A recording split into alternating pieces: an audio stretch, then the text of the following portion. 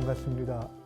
국무총리 김민석입니다. 오늘 저희가 응급의료, 응급구조 분야 전문가들을 모시고 이렇게 의논하는 장을 갖기로 했습니다. 제가 미리 생각했던 단어는 아닌데 의논이라는 표현이 갑자기 생각이 나서 토론도 있고 논쟁도 있고 뭐 여러 가지 있는데 이 하다 보면은 그 개념에 따라서 상당히 그 대화의 방식에 접하는 태도가 달라지는 경우가 있어서 사실은 공동의 지향해야 될 목표를 가지고 서로의 입장을 이해해가면서 결국은 하나의 대안을 찾아간다 하는 점에서 보면 공통의 기반 위에 서 있다는 점에서 보면 의논이라는 표현이 적절할 수도 있겠다 싶어서 제가 이렇게 표현을 했습니다.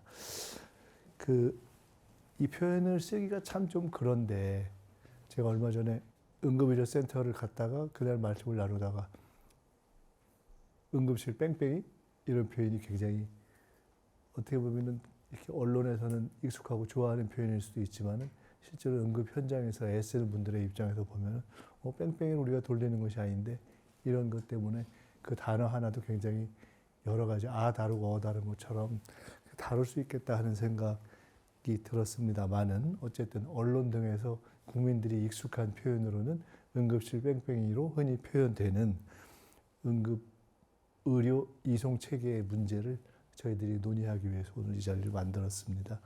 실제로 소방 또 의료진 이런 각각의 현장에서 여러분들이 다 애써주고 계시고 성심껏 다 그런 응급 상황에서 피해를 본 분들을 빨리 그 문제를 해결해 드려야 되겠다는 마음을 갖고 있음에도 불구하고 막상 국민들의 입장에서는 아주 가슴 답답하고 분통 터지고 심지어 목숨을 잃는 그런 일이 자주 저희들이 접하게 되기 때문에 그 문제를 좀 논의를 좀 해보자 하는 것이 오늘의 취지입니다. 이게 어떤 한 개인이나 한 기관만의 노력으로 될 수 있는 일은 아니어서 그 문제를 해결하기 위한 공동 해법을 오늘 저희들이 논의하려고 합니다. 응급의료 이송 체계가 국민의 생명과 직결된 국가 기본 인프라이죠. 응급 환자의 골든타임을 지키기 위해서 이송 체계를 어떻게 효율화할 것인가, 또 환자 정보와 응급 의료 자원 정보를 연계하는 정보 공유 체계를 어떻게 강화할 것인가, 뭐 이런 등등의 문제를 오늘 좀 논의를 해보려고 합니다. 제가 표현을 이렇게 쓰니까 말이 좀 어렵고 쉽게 얘기하면 어떻게 응급 환자가 생겼을 때 바로바로 빨리빨리 가까운 곳에 빨리 갈 수 있지? 거기서 빨리 치료받을 수 있지? 거기서 혹시 그 치료 과정에서 부담을 과하게 갖게 되는 경우에 의료진의 부담을 덜 갖게 하지? 뭐 이런 이슈들이죠. 오늘 그런 문제를 논의하는 자리가 됐으면 좋겠고요. 각각의 조금 이제 소개는 직접 본인들께서 말씀하시면서 좀 섞어서 해주시면 될 것 같고요. 오늘 이렇게 하려고 합니다.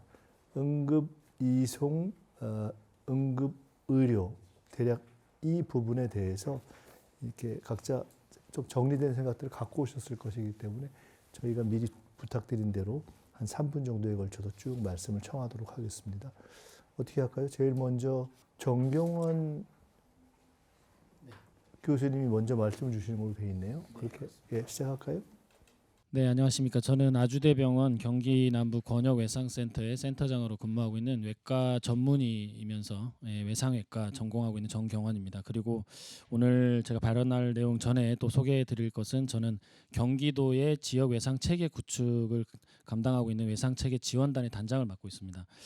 오늘 지금 이런 자리를 마련해 주셔서 감사드리고요. 제가 본격적으로 그 안건에 대해서 말씀드리기 전에 한 가지는 더 말씀을 드리고 싶은 거는 지금 그간의 여러 가지 상황 때문에 지금 의료계에 있어서 필수 의료, 중증 응급 의료에 임하는 많은 의료진들이 어려움을 겪고 있고 현장을 이탈해서 다른 쪽으로 지금 이탈하는 일들이 가속화되고 있습니다. 코로나 건과 또 지난 정권의 무리한 정책 때문에 의정 갈등이 조장이 되었고, 그래서 이 부분은 총리님께서 향후에도 좀 더 절박하게 심각하게 생각을 해주셔서 이 부분들은 좀 오늘 나누게 될 이야기와 연결이 되기도 하지만 또 과외로 좀 추진해서, 왜냐하면 지금 응급의료 체계나 응급이송 체계가 잘 서는 것은 그 배후 진료과의 여러 의료진들이 그 곳곳에 적조에 지금 근무를 하고 그 임해야 되는 것들이 담보되어야 되는데 그런 부분이 지금 안 되고 있어서 이런 부분은 좀 각별히 조금 신경을 써주셨으면 좋겠습니다. 본격적으로 지금 오늘 말씀 나누게 될 그 응급실 환자 뺑뺑이는 사실 저도 좀 어감도 그렇고 좋지 않은 단어인 것 같고 응급실 환자 미수용 문제라고 저는 칭하겠습니다. 이 부분에 있어서 그래서 이 응급 환자를 이송함에 있어서 수용 여부를 확인한다거나 하는 이 환자를 이송하는 체계에 대해서 좀 말씀을 드리겠습니다. 최근에 일어났던 응급실 환자 미수용 환자 사례들을 보면 대부분 구급대원이 환자를 중증으로 판단하고 판정해서 각 응급의료 기관에 연락을 취했음에도 불구하고 가장 핵심적인 부분은 그 응급의료 기관들이 환자를 수용하지 못한다는 의견들을 피력하는 사이에 환자가 사망에 이르게 된 이것이 가장 핵심이라고 생각을 합니다. 그럼 이 문제를 해결하기 위해서는 이 중증 응급 환자들이 이송할 곳을 사전에 이미 이송해야 될 병원들이 선정이 되어야 될 것이고 이 구급대원들이 전화를 돌릴 때 이 전화에 있어서 사실은 첫 전화를 돌리는 그곳이 상황실이 됐건 병원 의료기관이 됐건 그 첫 전화에서 이미 어디로 이송해야 될지 결정이 되어야 된다고 생각합니다. 이 부분에 있어서는 제가 계속 말씀드리겠지만 중증 응급 환자라는 점을 항상 상기해야 될 것입니다. 사실 경증의 환자들은 사실 병원을 알아보거나 하는 사이에 그런 시간적인 여유가 있지만 지금 최근에 그 문제가 되었던 응급실 미수용 환자 사례들은 대부분 하나같이 병원을 알아보다가 구급차 안에서 혹은 병원에 도착하자마자 심정지에 와서 사망했던 사례들인데 이러한 중증 응급 환자들은 병원을 두 군데 세 군데 알아볼 여유가 없는 대부분의 환자들이기 때문에 첫 전화에서 이미 구급대원에게 어느 병원으로 가서 치료를 받도록 이미 선정이 되어야 되고 아니면 첫 전화 이전에라도 벌써 알고 있어야 될 것입니다. 그래서 처음에 전화를 드릴 때 하게 될 때에는 이 환자에 대한 정보를 의료기관에 전달해서 이런 환자를 치료하는 데 있어서 신속하게 연속성 있게 치료가 될 수 있도록 되어야 되는데 현재 저희 우리나라 응급의료 체계에서는 이 부분들이 조금 부족한 것 같습니다. 이런 부분을 문제들은 그리고 최근에 일어난 비단 최근의 문제가 아니라 오래전부터 반복되어 나타났던 문제가 되겠습니다. 그래서 반복되게 나타나서 이전에도 10여 년이 넘는 전에도 이런 문제들이 발생해서 소방에 있는 구급 상황실과 또 이전에는 1339라고 불렸던 병원을 선정해주고 응급환자 이송에 도움을 주었던 그런 체계들이 일원화돼서 소방에서 그 일들을 해왔던 것으로 저희는 알고 있습니다. 근데 이런 부분들이 효과적으로 되지 못하니까 최근에 이런 일이 발생하는 것 같습니다. 그래서 이런 문제를 해결함에 있어서 다시 말씀드리지만 효과적인 제대로 된 응급의료 체계는 적절한 환자를 적절한 곳으로 적절한 시간 안에 이송해서 적절한 치료를 받도록 해야 될 것입니다. 하지만 최근의 사례들을 보면 대부분 병원들이 환자를 수용하지 못하는 이유로 드는 것이 배후 진료과의 진료가 되지 않는다는 이유와 또 여러 가지 수용 능력이 초과된다는 이유로 수용이 안 되고 있는데 사실 되짚어 보면 이러한 환자들이 배후 진료과의 문제까지 가기 이전에 벌써 당장의 응급처치가 되지 않으면 사망할 환자들이기 때문에 당장의 응급처치가 필요한 병원이 빨리 선정이 될 수 있는 방향으로 이 모든 제도가 되어야 될 것으로 생각합니다. 근데 제가 개인적으로는 이 소방 구조 구급대원들이 저희가 현장에 제가 환자를 보면 어제도 그런 사례가 있었는데 제가 현장에 외상센터에서 한 환자를 두고 119 구급대원이 저에게 전화를 했고 상황실에서 전화를 하는 이런 일들이 생겼고 또 이 환자가 가까운 병원에 먼저 1차 전원이 됐는데 그 병원에서 저에게 연락이 오는 처음에는 여러 환자인 줄 알았습니다. 근데 나중에 보니까 한 환자를 두고 여러 곳에서 왜냐하면 적절히 수용해줄 병원을 바로 찾지 못했기 때문인 것 같습니다. 이런 일들이 있기 때문에 이 부분은 분명히 일원화되어야 되고 단순화되어야 되며 현재로서는 저희가 소방 측에서 저희가 중증 외상 환자는 저희한테 연락이 와서 저희가 바로 수용하는 체계를 저희 경기도 안에서는 지금 행하고 있고 좋은 결과들을 내고 있는데 그리고 타 지역에서도 그런 시스템을 갖추고 있는 것으로 알고 있습니다.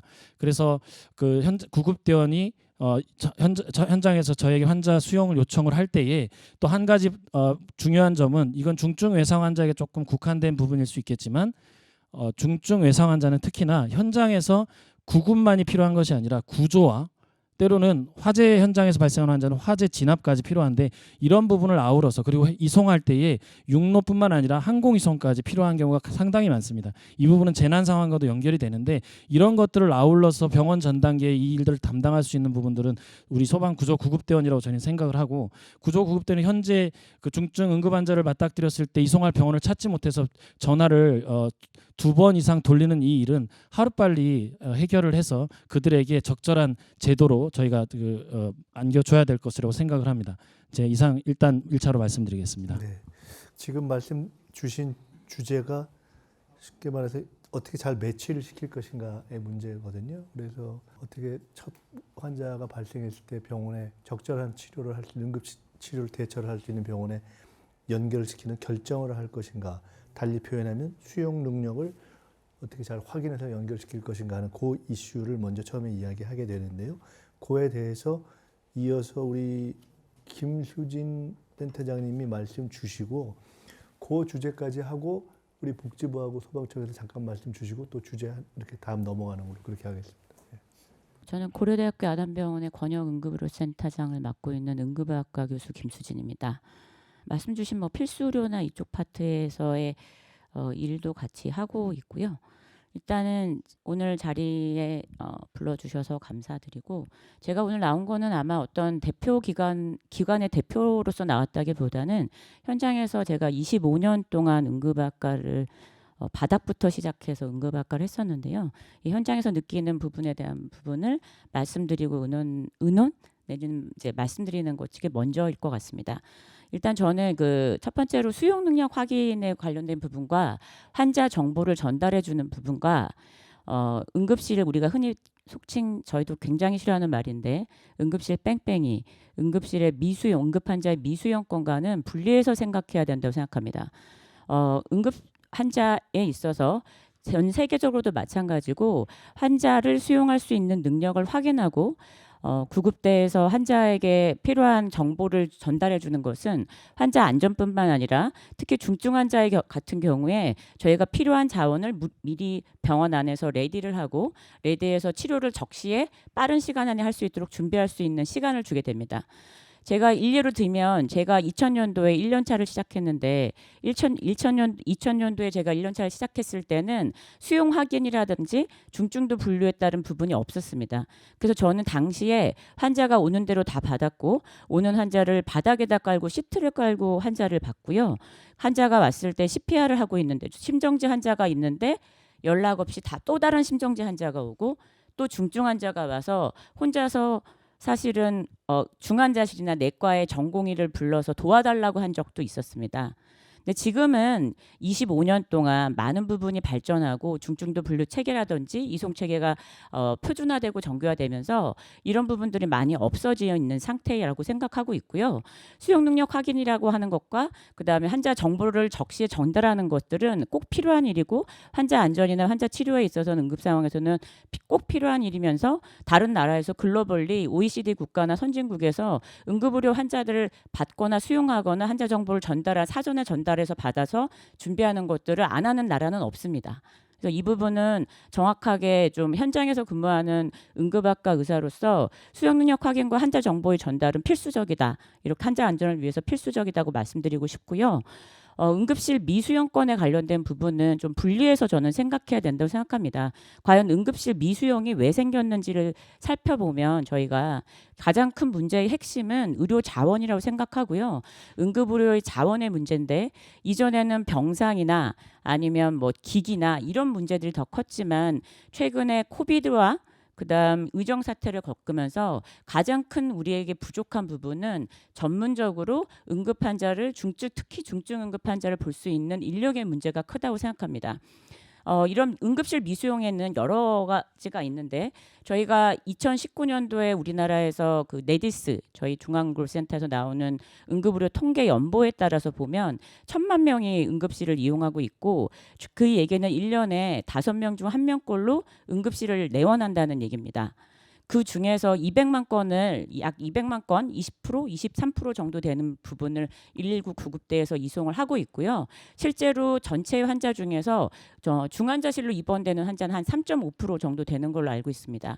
그리고 K탁스 1, 2로 이송된 환자는 한 30만 명 되는 걸로 알고 있고, 실제로 저희가 물론 미수용에 대한 부분 분명히 있고 미수용 건에 대한 부분을 해결해야 되지만 관련돼서 30만 건의 환자들이 잘 이송이 돼서 많은 환자들이 치료를 적절하게 받게 되는 이 시스템, 25년 동안에 갖추었던 시스템을 한번 장점을 들여다봐야 된다고 생각을 하고요.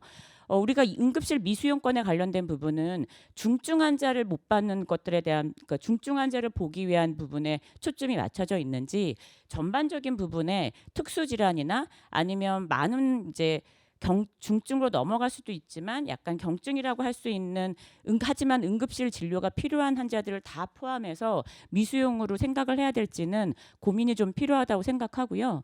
이런 부분들의 중증 환자에 주로 초점을 맞춰서 아까 말씀하신 것처럼 중증 환자들이 병원을 못 찾아서 길거리에서 사망하는 일은 당연히 없어야 되고, 하지만 그런 시스템에 잘 하고 있었던 부분들도 있는데 그런 이유가 생긴, 그런 환자들이 생긴 이유에 대해서 좀 더 면밀히 들여다봐야 된다고 생각합니다. 미수용권에서 발생하는 건들이 어떤 건들이고 그 건들이 과연 모두 다 중증은 아닐 텐데, 그렇다면 중증 환자에서 필요한 부분들이 뭔지 이런 부분들을 좀 고민을 해서 거기에 맞는 시스템을 갖추는 게 필요하다고 생각하고, 응급실 미수용권 같은 경우도 미수용의 정의를 물론 구급대 분들이 굉장히 고생하시는 거 충분히 알고 있습니다. 저도 가끔 보면 뭐 전화 많이 했다고 얘기하시는 거 많이 듣고, 하지만 그 전화를 많이 돌린 건수로 미수용이나 뺑뺑이를 얘기할 수는 없다. 저는 그렇게 생각하고, 지금 현재 우리가 갖고 있는 자원의 수준은 모든 사람이 만족할 수 있는 응급의료 자원의 수준을 갖고 있지 않습니다. 특히 인력 같은 부분에 있어서는 그 부분은 현실적으로 작년에 의정 사태 이후로 굉장히 더 많이 망가졌고, 이 부분은 저희가 직시하고 받아들여야 되는 문제이고요. 이 상황에서 그렇다면 한정된 자원으로 우리가 어디에 집중할 것인가를 고민해야 되고, 그 어디에 집중해야 되는 부분은 중증 응급의료가 필요한 환자들이라고 생각합니다.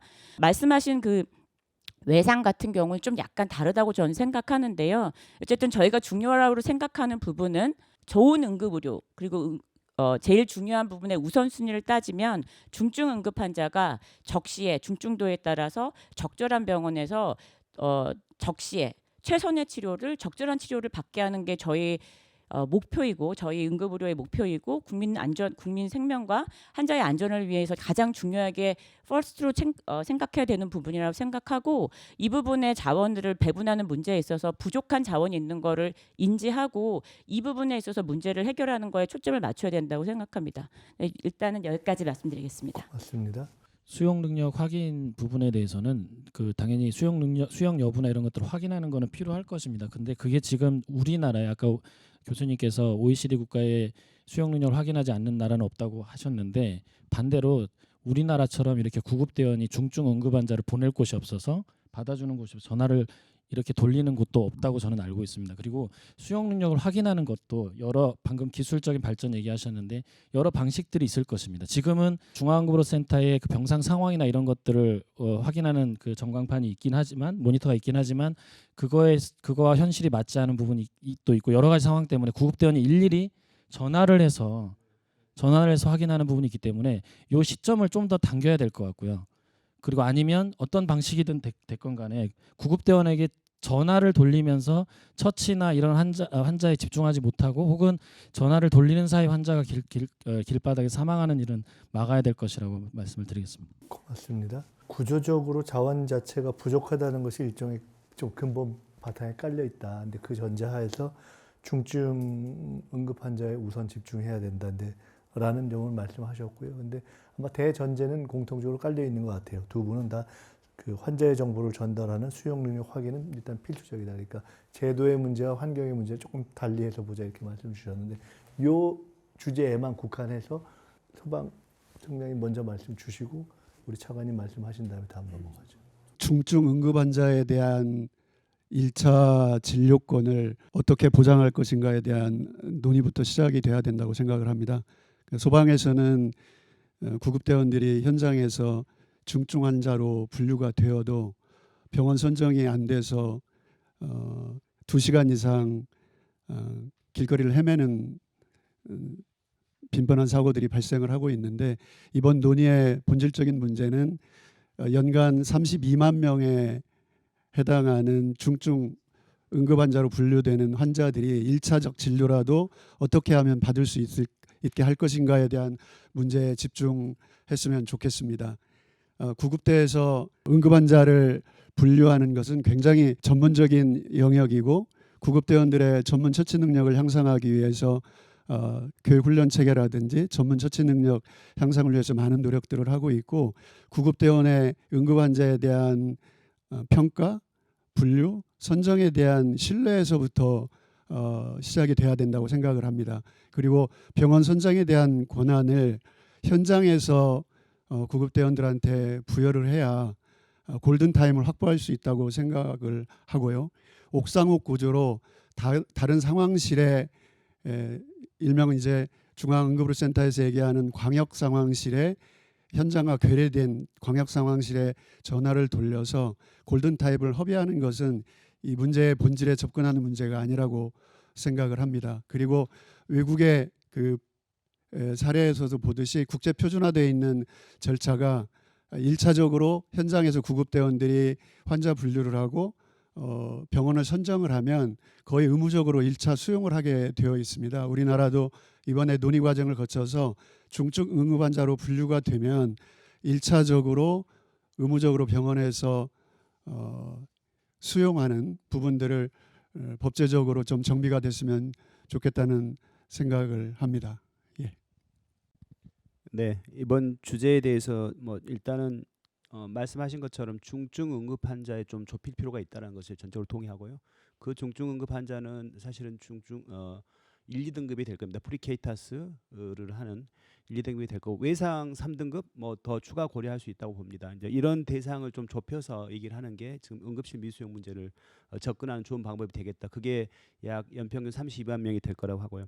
구급대원들이 프리케이타스를 통해서 환자 정보를 파악합니다. 그게 제공됩니다. 그게 결국 이제 1, 2등급 몇 등급의 심각도 내지는 중증도를 판단하는 거고, 한편으로 좀 수용 능력이라고 했지만 병원의 사실 자원 정보, 병원의 정보도 사실 필요합니다.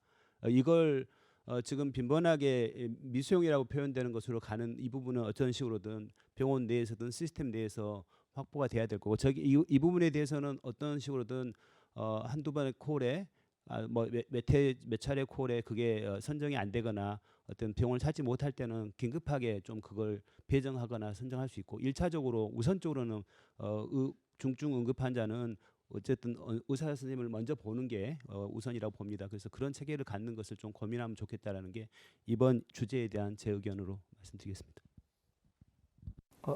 말씀 있어요? 말씀 주신 내용 중에 저희가 그 모든 중증 응급 환자들이 지금 미수용이 돼서 떠돌고 있다고 생각하지는 않습니다. 저희가 이제 문제되는 건수들이 있고요. 그 건수들은 저희가 수용해서, 사실 지금 생각해 보면 이런 미수용에 관련된 문제들이 자꾸 나온 것은 이전에 저희가 2019년도만 해도 코비드가 없을 때는 자원에 상관없이 중증 응급 환자에 관련돼서 전화로 정보를 주셨고, 뭐 심폐소생술이나 중증 외상, 그러면 뭐 아니면 심전도에서 뭐 가슴이 흉통이 아픈데 혈압이 낮다든지 이런 환자 정보를 항상 주셨고, 그 정보에 저희가 대응을 해왔습니다. 사실 그 전에도 48조 2항은 있었고요. 하지만 현장에서는 안 쓰셨죠.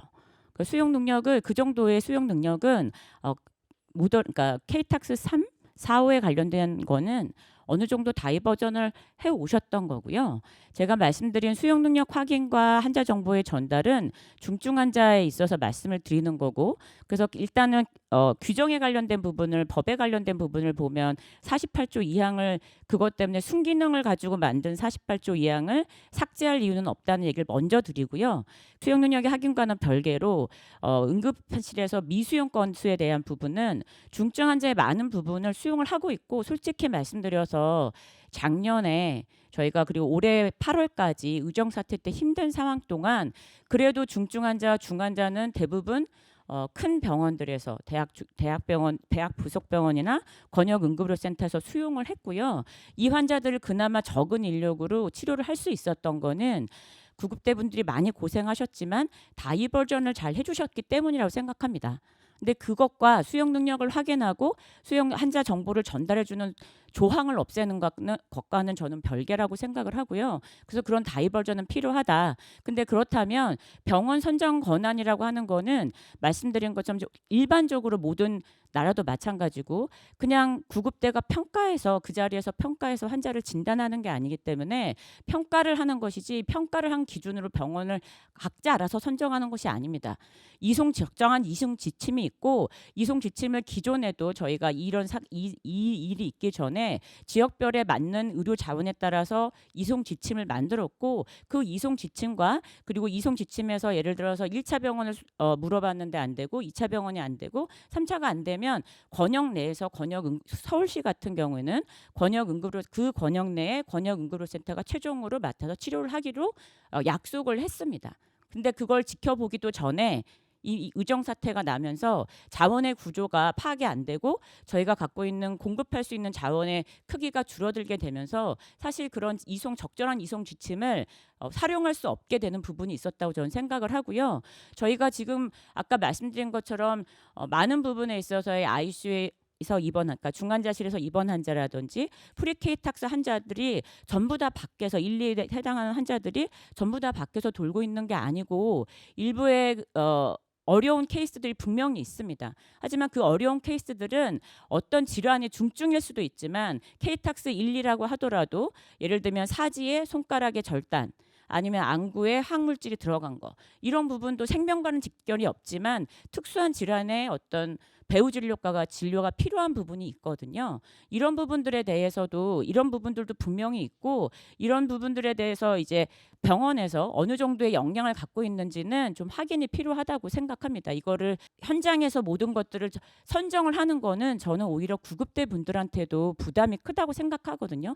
제가 말씀드리는 수용 능력의 확인을 무조건 모든 환자를 전화를 하라는 얘기는 아니고 일부의 내용은 수용 능력 확인이 지금 병상 정보나 이런 부분이 되어 있고 이런 부분을 보고 이전에도 해 오셨고 이런 부분 경증 환자들에 대해서는 분류를 해서 어느 정도 이송을 해 오신 거고 전화로 이렇게 많은 부분을 경증 환자까지 이렇게 다 물어보게 되는 거는 코비드 때 자원이 부족하고 열나는 환자들을 이렇게 중간에 스크린해야 되고 그 이후에 바로 또 위정 사태가 생겨서 전반적으로 응급실뿐만 아니라 배후진료과까지도 응급학과뿐만 아니라 배후진료과까지도 인력의 모자람으로 인해서 병상이 비어 있어도 병상 정보나 자원 정보는 비어 있다고 뜨지만 실제로 운영할 수 있는 인력이 부족한 상황이 된 거죠. 이런 부분들을 조금 고려를 해주셨으면 합니다. 의료진의 어떤 책임과 관련된 이슈는 제일 마지막이고 비교적 조금 그건 짧게 논의해도 될 것 같아서 이와 연관된 논의를 그냥 하겠습니다. 이 정보를 공유하고 또 확인하고 그다음 어떻게 경증 환자를 분산시킬 것이냐 하는 문제까지 조금 확산시키면서 그 다음 두 분에게 또 순서대로 넘어가겠습니다. 우리 그 다음 또 제가 또 넘어갈 때 아마 지금 요 주제 했던 거에 대해서 한 말씀 보태고 싶어서 그러시죠. 아마 요 두 분 말씀하신 게 융합될 것 같아요. 그때 말씀 주셔도 될 것 같아요. 네. 예, 안녕하십니까. 저 부천대학교 응급구조학과에서 학생들을 가르치고 있는 방성환 교수라고 합니다. 저는 119 구급대원으로 현장에서 15년 근무를 했습니다. 근무를 하고 지금 이제 강단에서 지금 학생을 응급구조사를 양성한 지 한 9년째 지금 강단에 서고 있는데 현장과 이제 교육을 하는 교육자 입장에서 이렇게 하고 그 중간에 또 구급 행정 업무를 정부 부처에서 한 3년 정도 근무를 해서 이런 현장과 행정과 교육을 좀 다 경험해봤다라고 병원 전 단계 환경에서 이렇게 좀 말씀을 좀 드리고 싶습니다. 지금 여기 계신 전문가 패널 분들께서 각각의 자기의 지금 근무하고 계시는 환경에서의 다들 어려움과 고충이 다 있을 거라고 생각이 들고 또 어느 부분은 다 공감이 좀 되는 부분입니다. 근데 사실은 이제 총리님이야 우리 전문가 또 차관님, 청장님이 이렇게 모신 이유는 오로지 국민만을 좀 생각한다면 자기의 기득권이나 조직 이기주의에서 좀만 내려놓으면 국민만 생각한다면 좀 많은 부분이 해결될 부분이지 않을까. 그 국민의 응급 환자를 한 명을 살리기 위해서 구급대원들은 오늘도 지금 이 시간도 아마 적정병원을 찾느라고 헤매고 있을 거라고 저는 100% 생각이 듭니다. 그래서 지금 여러 교수님들이 말씀드렸지만 일단은 제일 큰 문제가 중증 환자가 언제가 발생할지 모르고 또 얼마큼의 인원이 발생할지는 모릅니다. 앞으로 미래 일이니까요. 지금 당장 여기서도 또 심정지 환자가 발생할 수도 있는 거고요. 하지만 항상 그런 응급 환자를 항상 우리가 받아줄 수 있는 스페이스 공간은 좀 있어야 되는 게 그게 최후의 보루가 권역이라고 저는 생각이 듭니다.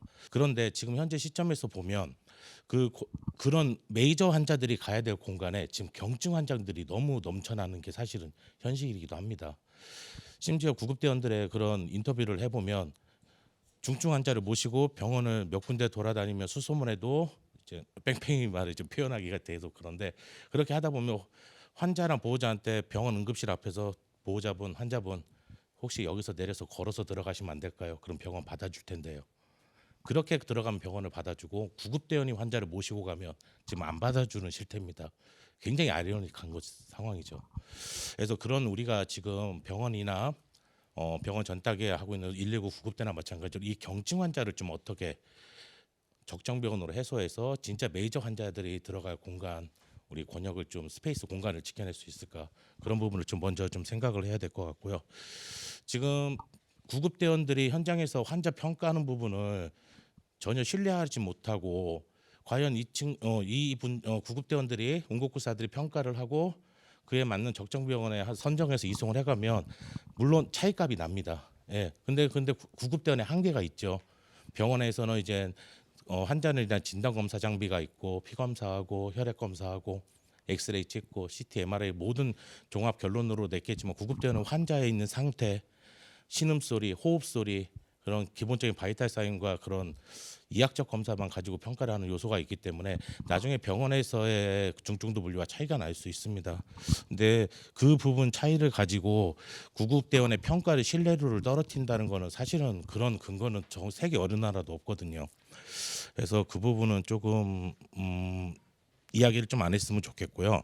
그러면 그 부분을 구급대원의 그런 평가의 그런 질을 높이기 위해서는 어떤 부분이 필요하면 사실은 병원에 계시는 응급의학 전문의 선생님들의 몫도 큽니다. 지도의사 역할을 하니까 그분들이 사후에 더 좀 교육이나 이런 것도 좀 활성화 더 해주시면 좋을 것 같고 또 법률적인 문제지만 그러면 그런 구급대원들이 좀 더 확장된 업무 범위에서 POCT 같은 포인트 오브 케어 테스팅 같은 그런 현장에서 직접 좀 혈액 검사를 할 수 있는 시스템 아니면 초음파 패스트를 좀 볼 수 있는 이런 좀 근거 기반을 가지고 그런 업무를 좀 더해졌을 때 더 좀 병원 내에 있는 의료진과의 좀 신뢰성이 더 향상이 되고 보다 나은 좀 환자의 질 높은 평가가 돼서 더 적정 병원 이송하는 데 도움이 되지 않을까 그런 좀 생각이 들고 참고로 좀 그런 생각은 듭니다.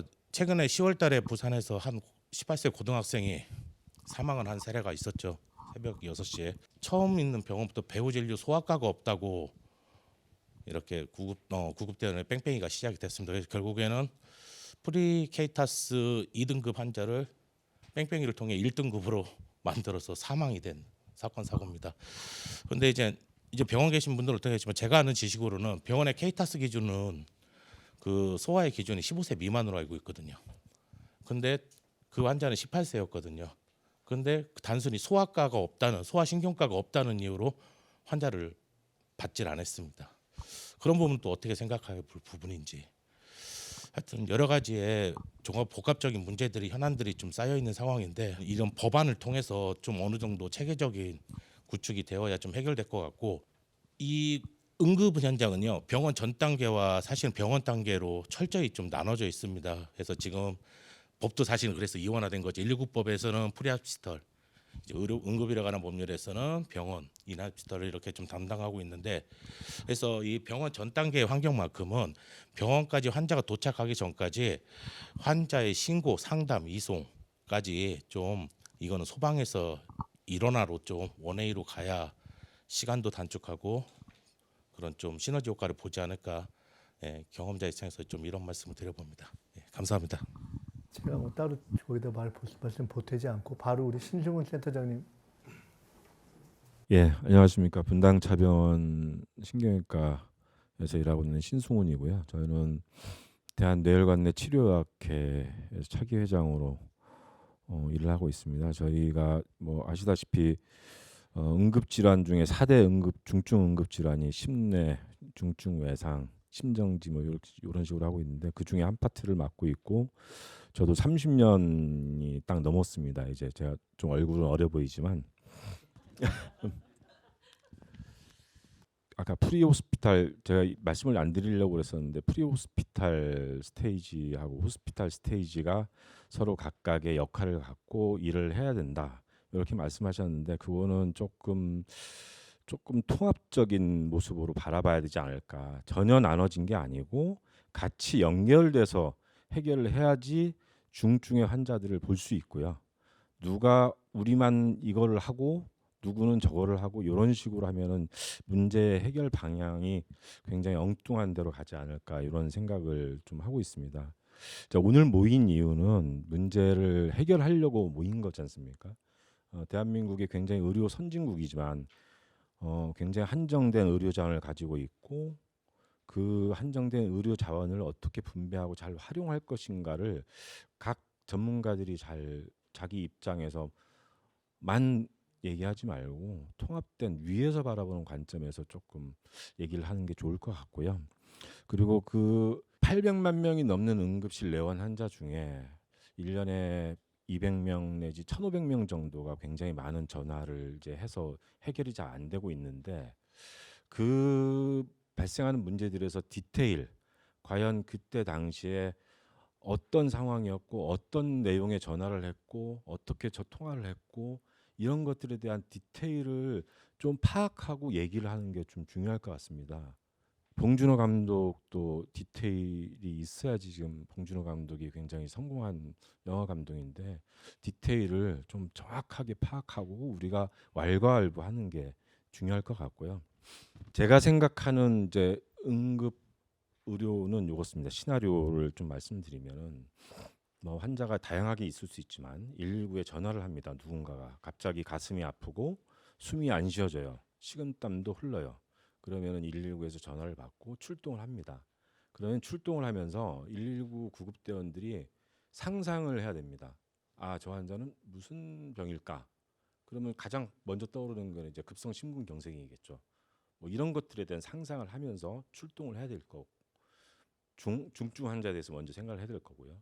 그리고 그들이 가지고 있는 태블릿 PC에 자기가 알고 있는 정보를 바로 입력을 하고 그 입력된 정보가 주위에 있는 권역응급의료센터나 지역응급의료센터 의료기관에 전송이 되고 그리고 전체 뭐 광역응급의료 상황실 같은 아니면 뭐 구급센터 같은데 동시에 정보가 공유될 수 있는 시스템이 만들어지면은 아무 이 얘기할 이유가 전혀 없습니다. 그런 시스템을 빨리 만드는 게 가장 중요한 것 같습니다. 그리고 그런 시스템은 이제 대원들이나 의사들이 아주 직관적으로 볼 수 있는 간략한 방법으로 만들어내야 되겠죠. 그건 이제 우리나라가 IT가 이제 굉장히 AI가 많이 발달해 있으니까 그거 조만간에 빨리 만들 수 있을 것 같고요.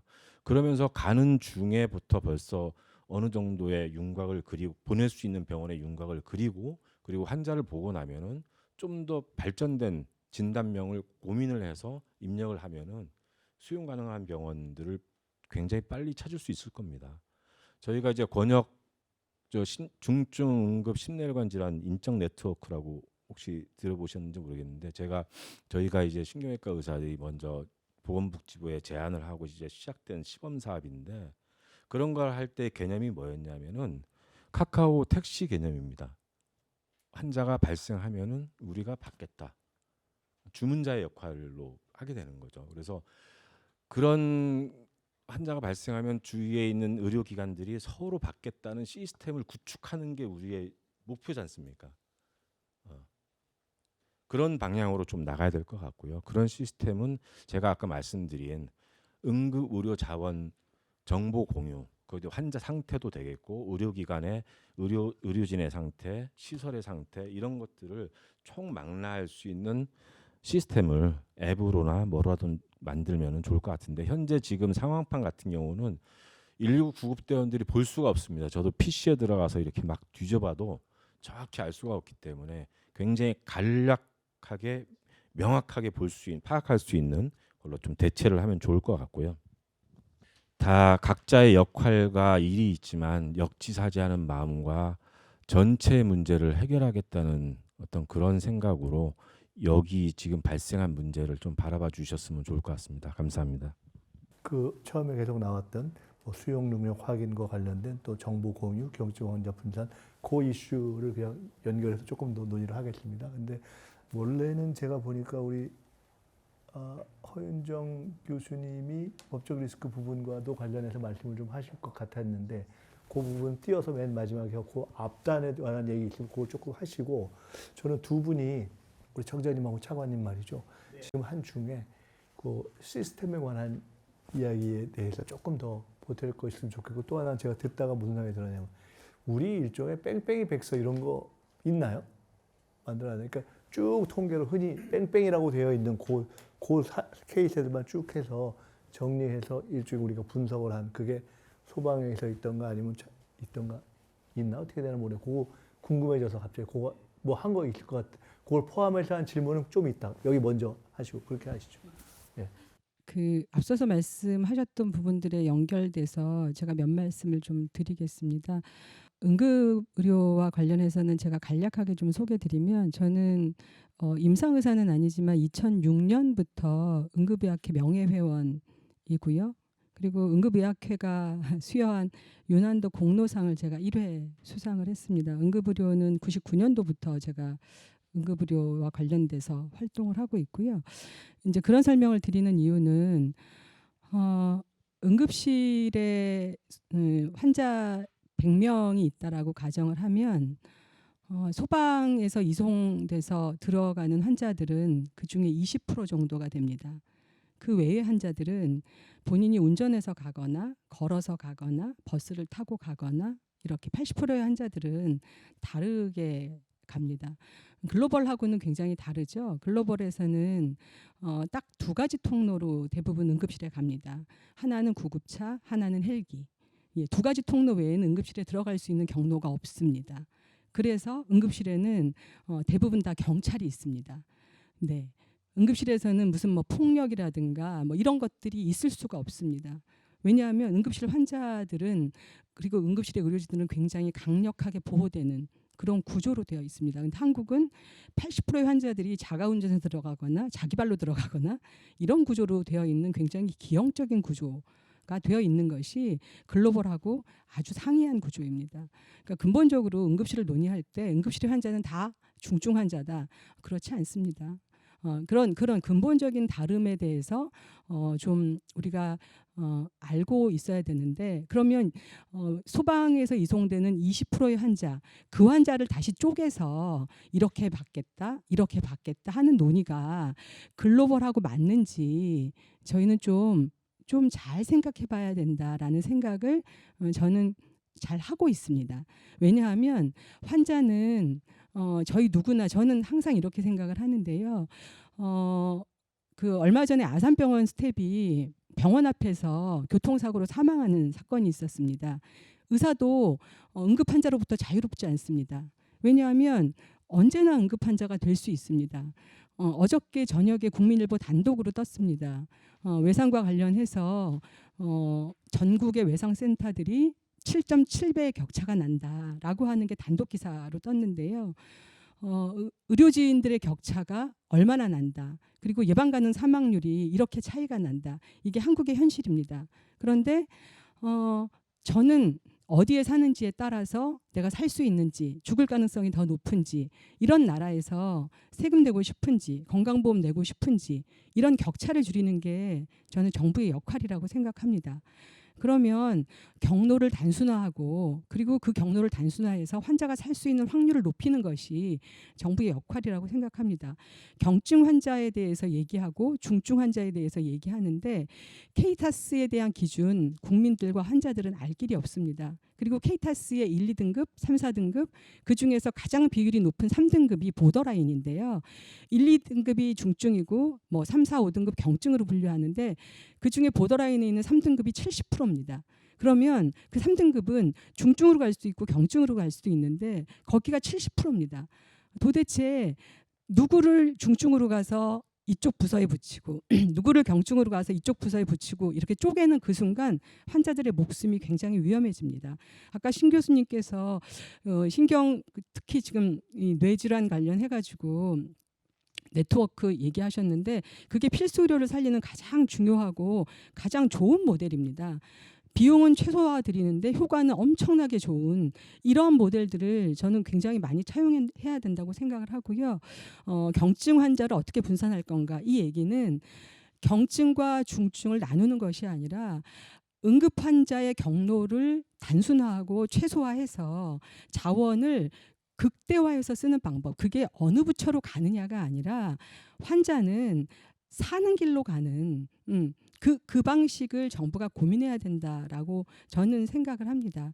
그리고 그 길을 국민들이 고민할 게 아니라 정부가 고민하고 국민들은 안심할 수 있는 길을 터주는 것. 그게 정부의 역할인데 이때 한국은 자원이 엄청 많습니다. 특히 우리 총리께서는 AI나 이런 디지털 기술력에 대해서 굉장히 앞서가시는 분인데요. 과거하고는 아주 많이 달라졌습니다. 119는 119와 관련되어 있는 정보화가 잘 돼 있고 특히 복지부는 엄청나게 그동안 많이 발전해서 네디스나 KTDB가 굉장히 정보화가 잘 돼 있습니다. 이 두 개의 정보화를 매칭시켜서 아까 신 교수님이 시나리오 썼던 그 시나리오가 현실화될 수 있는 가능성이 굉장히 높습니다. 이런 정보화를 통해서 환자를 리뷰하고 그리고 그것을 실시간 추적할 수 있는 인프라를 깔아주시는 것이 저는 굉장히 중요하다고 보고요. 호주 같은 경우는 구급대가 떠서 환자가 도착 전에 이미 병원이 결정되어 있습니다.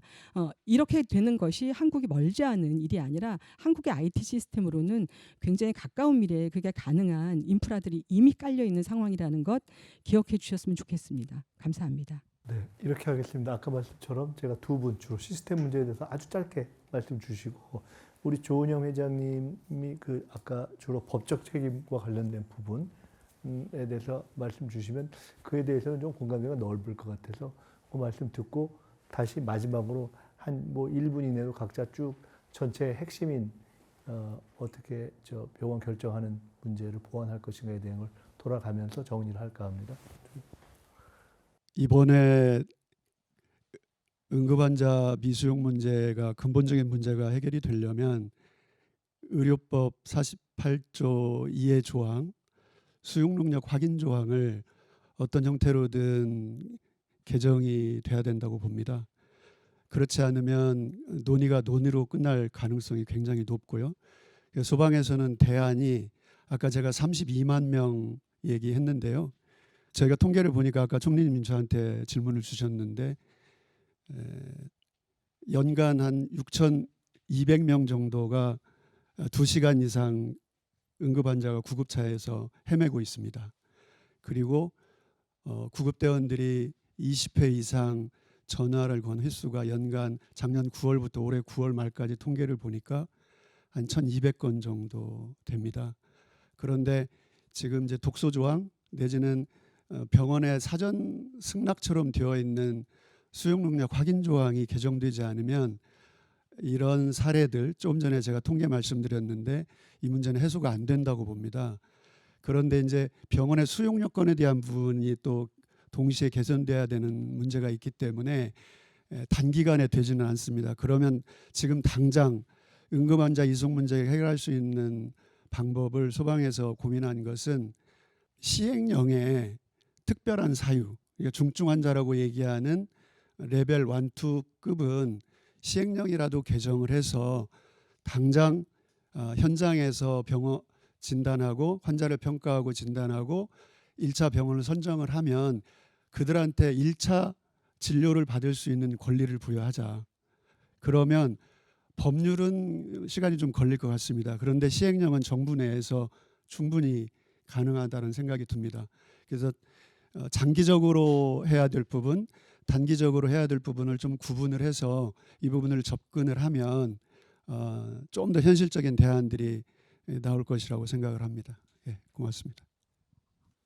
네, 지금 병원 전 단계와 병원 응급실 이후 단계로 구분도 했는데 사실 법적으로도 좀 구분되어 있는 것 같지만 사실 이건 저는 연계 협력이 대단히 필수적으로 생각합니다.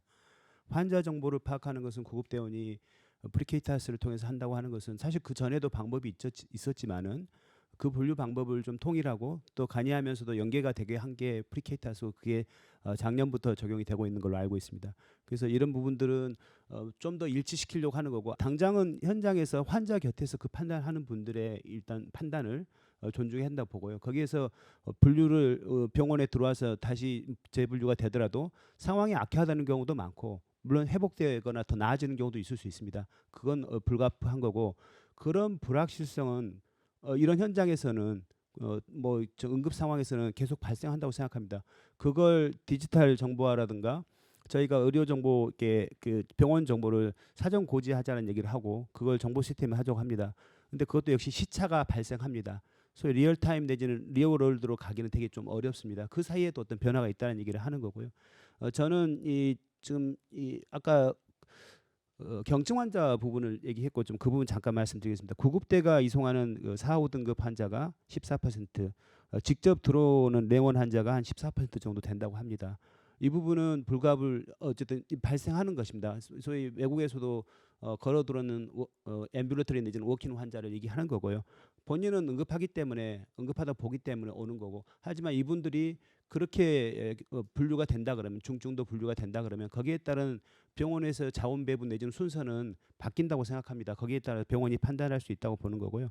그래서 저는 더 집중해서 볼 것은 말씀하신 것처럼 2시간 이상 뭐 이렇게 배정을 못하고 병원을 찾지 못하고 하는 그런 케이스라든가 20곳 이상 전화한 곳이 이제 1,200건 말씀하십니다. 그래서 그런 부분들에 대해서 어쨌든 우선적으로 저희들이 문제를 이렇게 해결하는 게 결국 그 문제라고 봅니다. 그래서 그 부분은 또 작년에도 사실 이 문제가 이렇게 제기되면서 공동 대응이라는 것을 작년 의정 갈등 상황에서 했습니다. 2월에 전공의들이 다 이제 이탈하면서 공동 대응 방안을 해가지고 프리케이타스 1등급에 대해서는 공동 대응을 한다. 그 얘기는 공동 대응은 광역 상황실과 구급 상황센터가 같이 한다는 방법이었고요.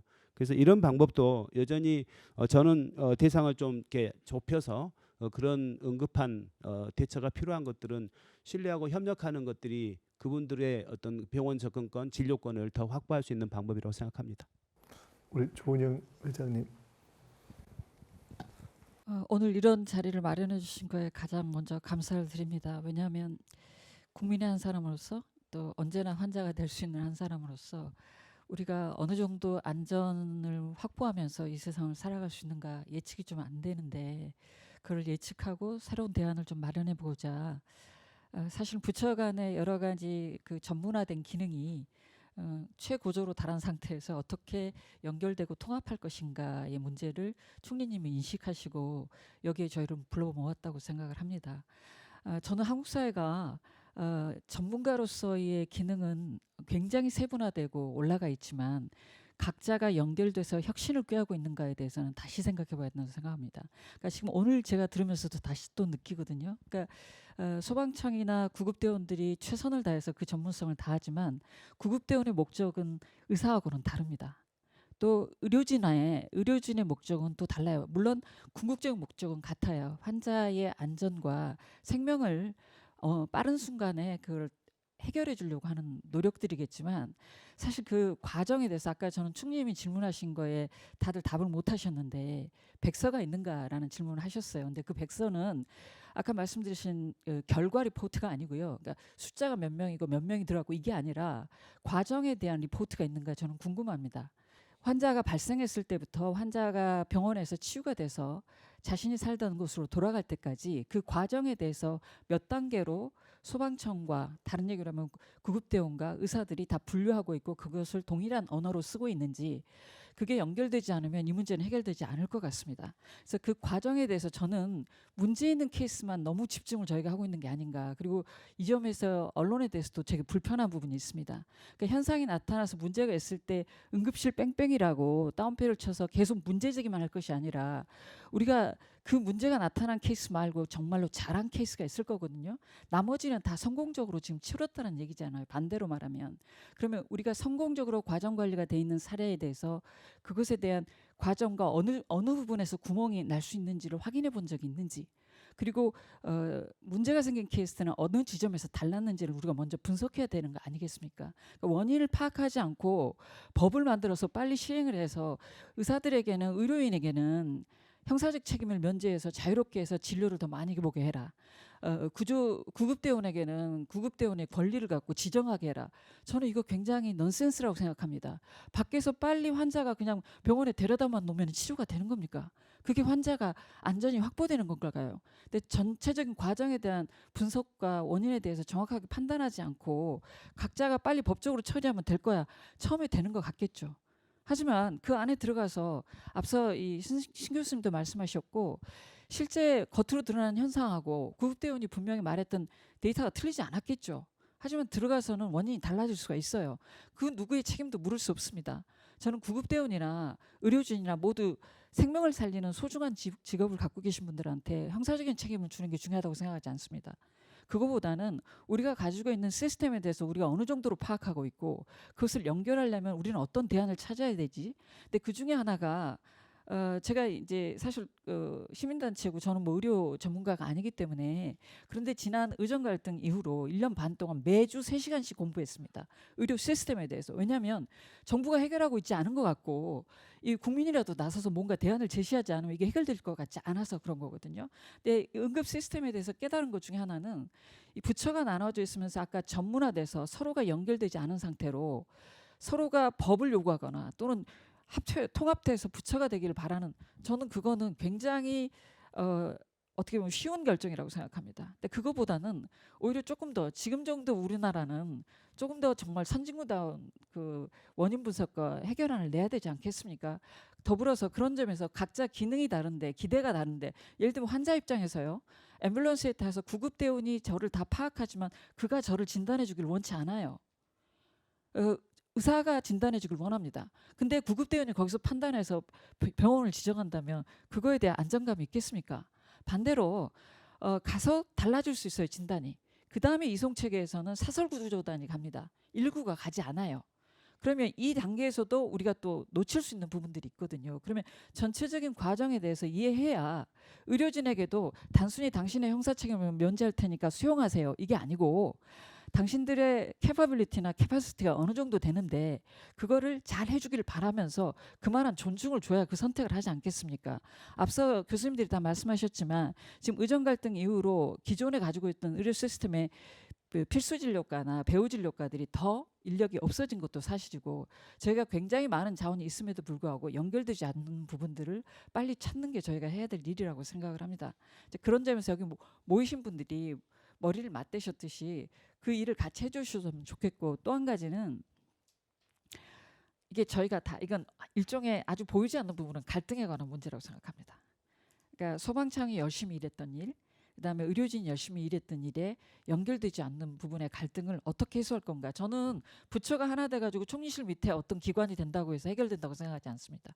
조직 문화가 다른데 그 조직 문화를 다른 것을 서로 이해하고 서로를 정말 존중할 수 있을 것인가, 상호 협력하기 위한 신뢰를 회복할 수 있을 것인가, 국민들은 그걸 기대합니다. 그래서 서로 전문가들끼리 만나서 머리를 맞대고 얘기하시고 제가 이것과 관련해서 법안을 먼저 검토해달라고 시민단체 몇 단체를 복지부에서 불러서 갔었는데 그때 이 의료진이나 공급자에 대다 구급대원이 다 오지 않으셨습니다. 물론 이제 각자 의견을 들으려고 그러셨는데 전체가 털어놓고 그 얘기를 하고 거기에서 어떤 부분에 대해서 서로가 존중하지 못하는 부분이 있으면 그거에 대해서 정중하게 서로 사과하고 그리고 함께 일할 수 있는 방법을 찾아야 된다고 생각합니다. 감사합니다. 그 시간이 이제 저희가 얘기는 보따리를 풀었는데 좁혀지진 않고 정리는 안 되지만 시간은 다 됐어요. 이런 고민이죠. 현장에서 1차적으로 이 문제에 대한 판단에 대한 책임감을 많이 가지고 있는 구급대원, 소방에서 판단을 하고 일단 그 결정에 사실상의 그 병원 전 단계에 사실상의 이 환자를 어디로 보낼 것인가에 관한 전권을 갖게 하자. 첫째. 두 번째, 그렇게 해서 만약에 조금 안 맞는다 싶으면 그때 가서 또 수정하자. 그리고 거기서 생기는 혹시 의료진의 문제가 있으면 그거는 구조적으로 생긴 문제니까 그에 대한 법적 책임은 좀 풀어주자. 그리고 근데 그건 좀 아닌 것 같다. 그건 아니고 양자의 연계 통합적 상황 속에서 할 수 있는 시스템을 조금 더 좀 과학화하자. 잘. 하여간 현재 있는 부분에 불가피한 점이 있겠지만 그걸 빨리 좀 하자. 그리고 이제 이와는 별도로 법적인 책임 문제를 어떻게 완화할까 이런 한 몇 가지가 지금 있어요. 그걸 놓고서 우리가 지금 교통정리를 딱 하기는 어렵습니다.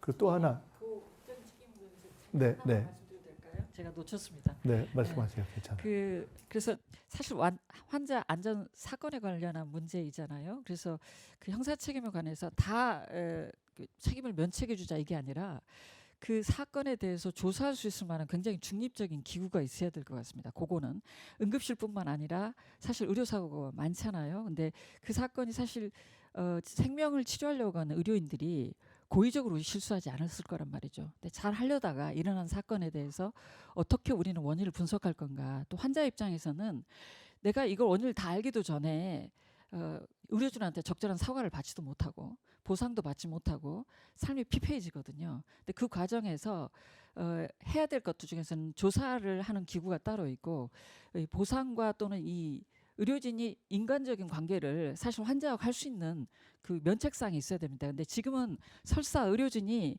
내가 고의적으로 하지 않았지만 일어난 사건에 대해서 뭔가 얘기하고 싶어도 법적으로 형사적인 책임을 물을까 봐 아예 소통을 못 하세요. 그래서 의료진도 그걸 힘들어하시고 환자분들은 더더군다나 그것 때문에 굉장히 분노하거든요. 그래서 결과적으로 문제는 해결은 안 되고 사회적인 자원이 굉장히 낭비가 되는 형태예요. 그래서 일단 사건이 일어났을 때는 중립적으로 이거를 해결할 수 있을 만한 조사기구가 있어야 되고 국가적 차원에서 의료사고를 사회적 위험으로 보고 이것을 보상할 수 있을 만한 시스템이 있어야 되고 그러니까 선보상하고 후 결과를 따져서 그거에 대한 책임을 묻는 형태로 그래서 의료진의 경우도 예를 들면 그 일반적인 범죄자하고는 다르잖아요. 고의적으로 생명을 해친 게 아니잖아요. 그렇다면 그것과 관련해서 전문가 안에서 면허 시스템 안에서 관리가 되거나 재교육이 일어나거나 그만한 그만한 책임을 질 수 있을 만한 체계가 만들어지기를 원합니다. 그것이 이제 저희가 지금 새로 하고 있는 의료 공동행동이 가져가는 전체적인 방향성이거든요. 그 책임의 문제는 자원의 기본도 부족하고 시스템도 한계가 있는데 책임을 부당하게 지는 것은 기본적으로 문제가 있다라는 공감대는 있어요.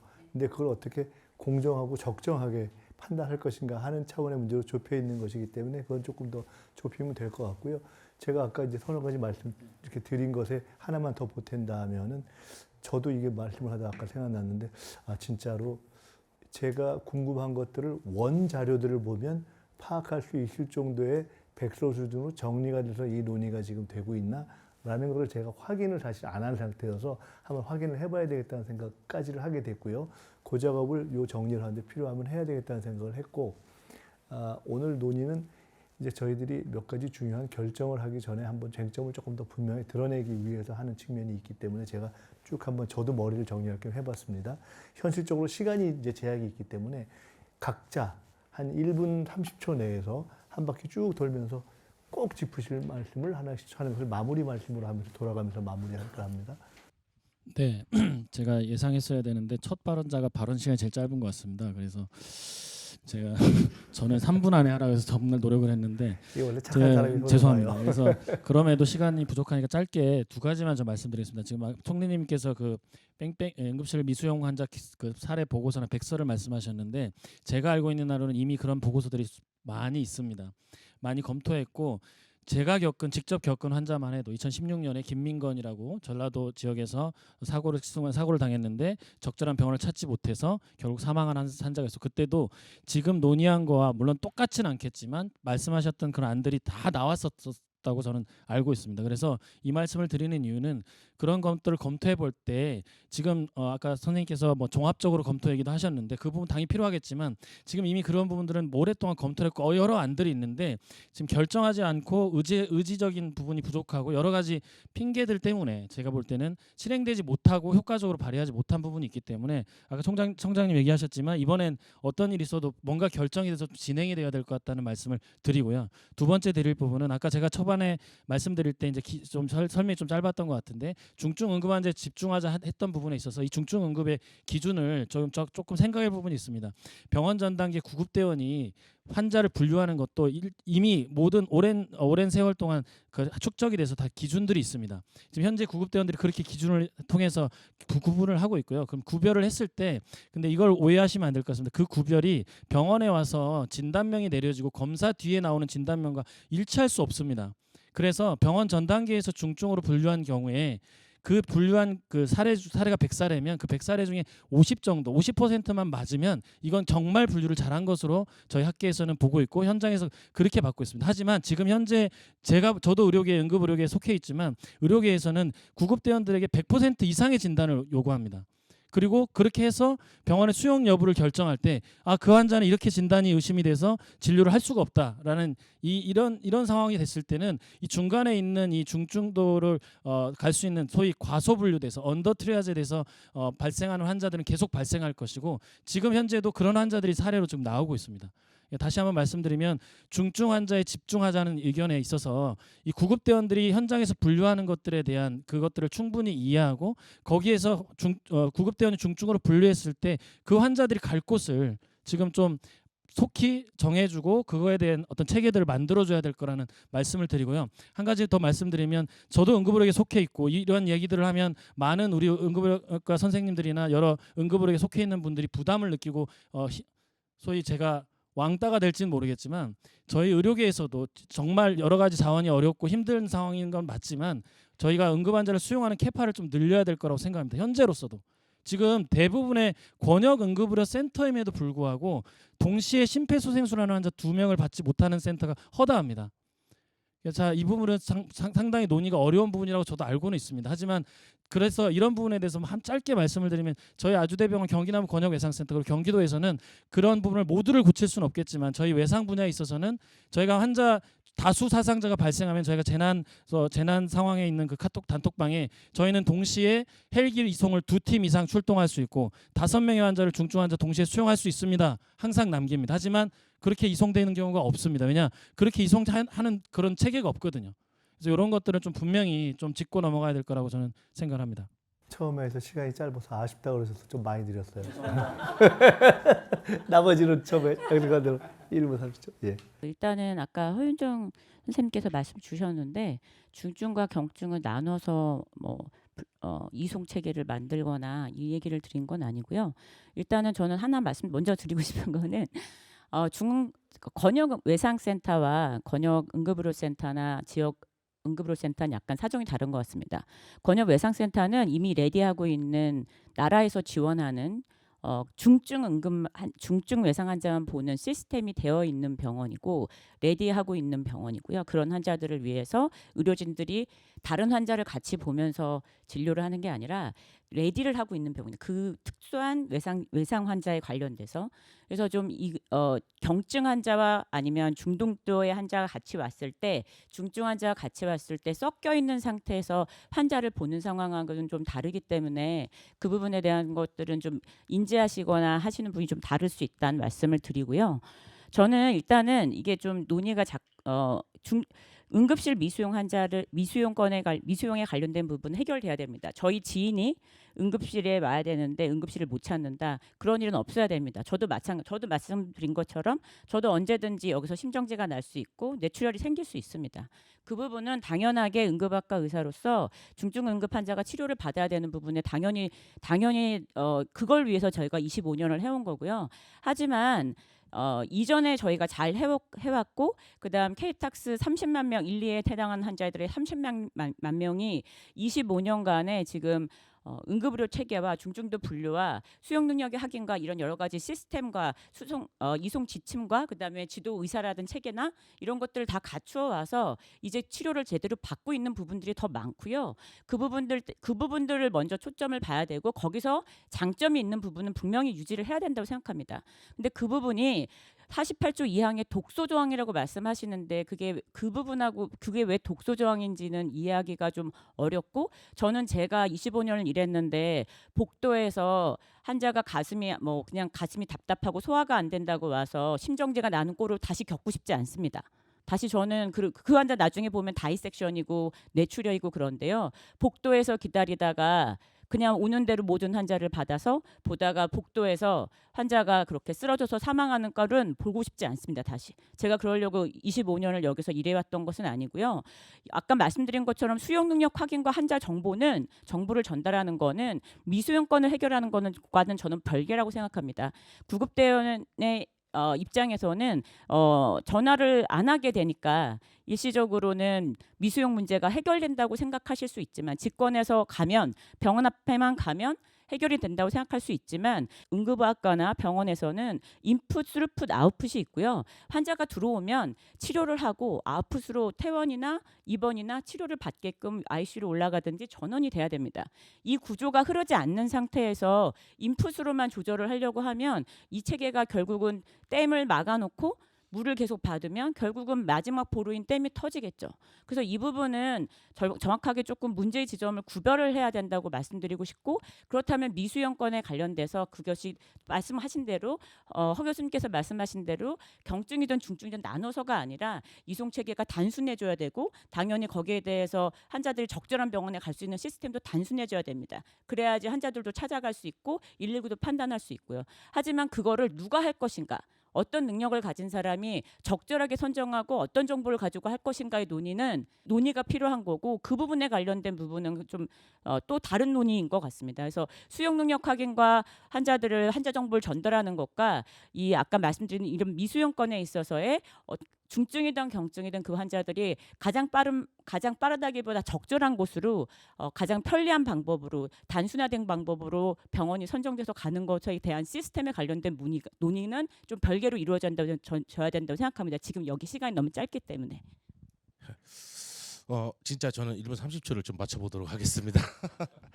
일단은 그 김승인 교수님께서 병원 수용 능력 확인은 계속 유지해야 된다고 했는데 지금 말씀하신 것처럼만 된다 그러면 오늘 사실은 총리님 주관 이런 회의를 할 필요가 없는 거예요. 근데 그거를 모든 다 의료기관이 그러진 않지만 이거를 독소조항처럼 아니면 진짜 허락제처럼 이거를 악용을 하는 사례가 나오니까 지금 이런 자리가 마련하는 거고 역으로 거꾸로 이거를 119 구급대한테만 수용 능력 확인을 해요. 워크인 혼자 자발로 들어가는 환자한테 왜 우리 병원에 수용 능력 확인 안 하고 오셨어요? 한번 물어보십니까? 일반인들한테 안 그렇죠. 병원에서요. 그러니까 그래서 계속 문제화가 되는 거고요. 두 번째, 만약에 진짜 물리적 여건이나 인력 여건에서 중증 환자를 못 받는 상황이에요. 그런데 119 구급대도 환자를 못 찾는 경우겠죠. 그러면 나중에 배후 진료도 두 번째고 ICU도 두 번째고 OP도 두 번째예요. 제발 환자 A, B, C만 좀 해결할 수 있게 거쳐가더라도 나중에 최종 적정병원 이송은 2차 이송은 재이송은 119가 할 수도 있으니 제발 환자 바이탈은 좀 붙잡을 수 있게 거쳐만 가게라도 좀 이렇게 문을 좀 열어주시면 오히려 이런 응급실 뺑뺑이 좀 줄어들지 않을까 생각이 듭니다. 그 부분은 현장에서 일하고 잠깐만요. 있는 예, 거기까지. 말씀드리면 예, 거기까지. 이거는 거기까지. 죄송하지만 아니 거기까지. 이 부분은 네. 교수님 이거는 좀 사실과는 너무 다른 얘기를 하고 계셔서 그러니까 그런데 잠깐만 그래도 그것까지. 그것까지 잠깐 딸분 하시고. 예. 환자나 환자를 돌보는 모든 분들이 안전한 환경이 되기를 원합니다. 예. 그거는 사실은 최선을 다한 사람에게 그만한 어떻게 보면 보상이 와야 되고 오히려 그들에게 문제가 생겼을 때도 같이 생각하고 대안을 짤 수 있을 만한 기회를 줘야지 그 경우에 법적인 제재를 한다는 건 좀 되게 허망한 방식인 것 같아요. 그래서 저희는 적어도 총리님이 이렇게 사실 저희 각자도 소중한 시간이지만 총리님도 이렇게까지 시간을 냈을 때는 뭔가를 다른 제안을 하시고 다른 대안을 찾고자 모이셨다고 생각합니다. 그렇기 때문에 이슈를 그냥 표면상에 있는 걸 바로 해결하는 손쉬운 방법은 다시 말씀드리면 법을 제정하고 구조를 바꾸는 거예요. 근데 그거는 드러나기는 굉장히 쉽죠. 뭔가를 한 것 같죠. 근데 정말 이루어지는 일로 조금 더 깊이 생각하시고 같이 나눴으면 좋겠습니다. 감사합니다. 네, 고맙습니다. 처음에 여기 방에 들어왔을 때 자리 배치를 보고 일단 깜짝 놀랐어요. 테이블이 없이 토론을 하는구나. 그래서 바디캠을 찍나? 네. 근데 말씀하신 것처럼 금방 익숙해지더라고요. 근데 이렇게 한참을 뵙고 나니까 굉장히 익숙해져서 두 부처의 간극만큼 이 이슈가 멀구나. 그런데 상대를 비난하는 것으로는 해결할 수 없는 것 같습니다. 이 문제가. 왜냐하면 믿음으로부터 시작하지 않으면 해결하기 어려울 것 같습니다. 환자의 생명은 버려지고 나면 돌이킬 수 없잖아요.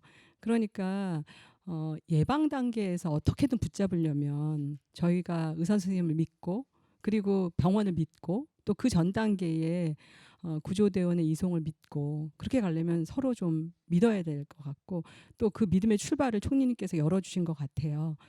저는 이 자리가 굉장히 소중하다고 생각하는데 이 모든 출발을 서로 신뢰를 좀 더 당길 수 있는 그런 출발점이 됐으면 좋겠고 그 첫 단추를 끼워 주셨으니 굉장히 좋은 매듭을 지어 주실 거라고 제가 믿음을 한 칸 보태는 그런 첫 출발이 되기를 기대합니다. 감사합니다.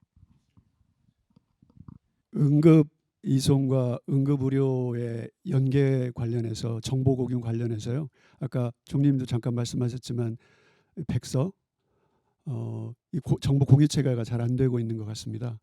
그래서 구급대원이 기록하고 있는 구급 일지상의 그 ECN 넘버가 있는데요. 그 넘버하고 병원 단계에서 기록하고 있는 병원 일지 넘버하고 연계를 하면 응급환자 전주기 관리 체계가 어떻게 이루어지고 있고 응급 이송과 응급 의료의 품질 관리가 어떻게 될 건지에 대한 백서 부분도 탄탄하게 만들어질 것 같은데 현재는 그런 탄탄한 케이스 스터디가 없습니다. 그래서 우선은 기술적인 조치이긴 한데 현장에서 구급대원들이 기록하고 있는 구급일지의 ECN 넘버를 병원 단계에서 기록하고 있는 환자 일지의 ECN 넘버만 QR코드로 연계만 하면 그 전주기 환자에 대한 정보 품질 관리 다 될 것 같습니다. 그리고 근본적인 문제 해결점도 그 지점에서부터 출발을 하면 이런 법적 제도적 개선 사항도 더 쉽게 접근할 수 있고 설득력 있게 국민들 앞에 내놓을 수 있을 것 같습니다. 예. 이게 저도 이렇게 업무를 하면서 다시 파악해보고 공부를 해보니까 이게 굉장히 오래된 사회적 난제고 사실 사회적 난제를 풀기 위한 노력들은 계속 있지만 반복됩니다. 완전히 해결할 수 있을 것이냐? 저는 희망을 가져보지만 역시 여전히 노력해야 될 상황이라고 생각합니다. 지금 이 체계 속에서 저는 중증 응급 환자에 집중하자. 그게 쉽게 심뇌혈관 환자와 외상 환자일 수 있습니다. 또 그 외에도 중증이 있을 수 있지만은 거기에서 반복되는 어떤 그런 전화라든가 병원을 찾지 못한 이런 문제를 해결하자는 게 맞고요. 저는 응급 구조대원들이 하는 프리케타스에 대한 판단을 존중해야 한다고 생각합니다. 또 존중합니다. 그건 1차적으로 환자를 직접 대면해서 프로토콜이나 이런 판단 기준에 따라서 판단하는 거고 그게 1차적인 전제가 되죠. 그 중증은 중증도에 대한 판단은 맞다라고 보고 그게 1, 2등급이고 심뇌혈관 내지는 특히 외상이 보이는 거라면 더더욱이 잘 신속하게 환자를 의사를 볼 수 있게 해줘야 된다고 보는 거고요. 그 과정에서 수용 능력이라는 병원 정보의 확인도 역시 필요하다고 봅니다. 저희들이 이건 골든타임이라는 것이 대단히 중요하고 골든타임을 이렇게 내에 어쨌든 적정한 진료나 적정한 선생님 의사를 보게 하는 것이기 때문에 그런 것들을 하는데 반복된다면은 뭐 수차례 한다면 얼른 이 환자를 전원 내지 얼른 배정할 수 있는 그런 체계를 갖추는 게 방법일 거고 또 그건 수용 능력의 문제라든가 이런 게 있기 때문에 전원이 또 전제가 돼야 됩니다. 전원 시스템을 갖춰서 이런 방안을 찾는다면은 적어도 응급 구조차에서 이렇게 대기하면서 좀 기다리고 조마조마한 또 이렇게 경각에 달리는 이런 응급 구조대원이나 환자를 살릴 수 있는 방안이라고 생각하고요. 저는 청장님과 충분히 대화하고 협조하고 소통해서 방안을 찾는데 동의합니다. 그렇게 하고 어떤 하나의 법적인 방법이 해결 방안이라고는 생각하지 않습니다. 네, 감사합니다. 제가 김수진 우리 센터장님, 김수진 교수님 시간을 왜 거기까지 하십시오라고 했느냐 하는 건 제가 김수진 센터장님 지난번에 병원 가서 뵀거든요. 그래서 정말 열정적이고 정말 그 하시는 일에 대한 책임감과 애정이 있는 분이다 하는 믿음을 사실 갖게 됐어요. 짧은 시간이지만. 그래서 여기서 나온 중에 그 현장에 대한 이러저러한 오해에 대해서 전혀 우리 김수진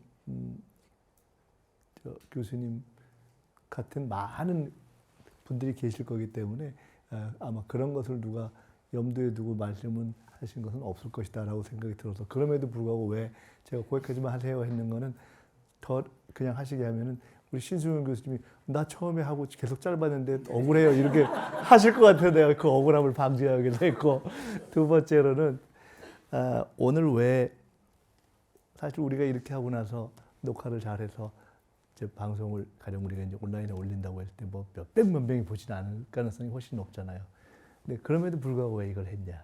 생방송도 아니고 이렇게 했느냐? 제가 지난번에 한번 토론을 해보니까 이게 상당히 뜨거운 주제예요.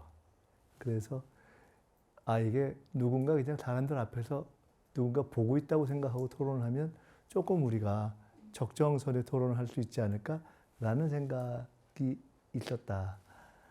그다음에 세 번째로 아까 말씀드린 이게 오랫동안 다룬 주제잖아요. 근데 뭘 또 이렇게 또 모여 앉아서 토론을 할 필요가 있지? 그것은 지금 뭔가 지금까지의 제도를 갖고서 많은 노력을 해서 여기까지 왔지만 또 조금은 더 개선을 해야 될 때가 된 것 같다는 생각이 들어서 우리가 그런 논의를 진지하게 하고 있다는 걸 우리 스스로에게도 한번 다시 확인하고 이 과정이 그냥 나온 것이 아니다라는 것을 국민들에게도 이렇게 알릴 수 있고 하는 과정이 의미가 있겠다 싶어서 이런 토론을 다시 가진 것이다.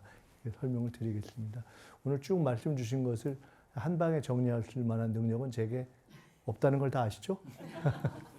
그렇지만 우리가 정리를 해 가야죠. 결정도 해야 되고 그리고 그 시간을 가급적은 당겨서 그 결정이 조금이라도 더 시행착오가 혹시 또 있을 수 있을지 모르지만 그 전보다는 나은 방향으로 가는 결정을 저는 해가야 된다고 생각합니다. 그래서 그런 결정을 하기 위해서 저도 좀 생각을 더 정리하고 또 저희 함께 이런 의사결정에 관련된 분들이 정부에서도 국회에서도 조금 더 논의를 하는데 도움이 되는 시간을 가져야 되겠다 해서 오늘 자리를 만들었습니다. 그 많이 도움이 됐고요. 저희가 이 방향을 잡아가는 과정을 계속해서 조금 더 수기를 하되 더 집중력을 갖고 하겠습니다. 오늘 다시 한번 이렇게 다 오셔서 시간 내서 말씀해 주시고 사실 쉽지 않은데 다시 한번 너무 감사드립니다. 저희들이 잘 정리를 해서 응급 현장에서 어려움을 겪는 분들의 수가 줄 수 있도록 그렇게 하겠습니다. 응급 현장에서 또 애써주시는 의료진 분들께도 다시 한번 또 감사의 말씀을 드리면서 마치도록 하죠. 고맙습니다.